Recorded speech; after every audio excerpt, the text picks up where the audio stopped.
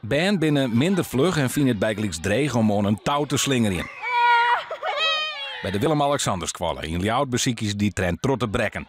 Want de verschillen per band binnen grut. Ik ga een hele fanatieke klas. Het ging natuurlijk ook over wat voor groep als haast. En die ene die thuis meer beweegt, dat zie je hier ook, dat die goed beweegt en beter beweegt als een oor. Maar ja, je kunt die net extra bewegingstiert aan, omdat er zo volle oren ding ben die ze echt matten. Dus in het tiert, ja, doet die prima. Je ziet wel dat kinderen die echt helemaal niet bezig zijn met sport, dat bij balsporten vooral zie je dat heel erg. En ook met teamsporten, dat ze er een beetje buiten vallen. Bij een tikspel heel snel buiten adem zijn of koprollen, dat soort dingen ook. Daarom krijgt de band hier op Skwalle les met orenmateriaal.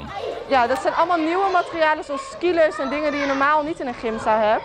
Dus daarmee doen we wel veel dingen die je ook buiten kunt doen. 3, 2, 1, En dat klinkt vanzelfs prachtig op zo'n mooie dag als Joet. De Skwalle docht mij om de jaarlijkse Koningssportdag, waarbij de band mij bewegingen echt nog jild ophelje van jongeren van de Fonteinsjerke.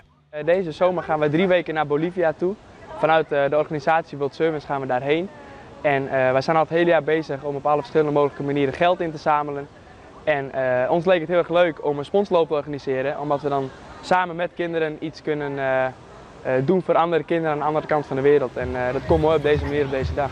Bij het jild van Joet kan de reis naar Bolivia betellen worden.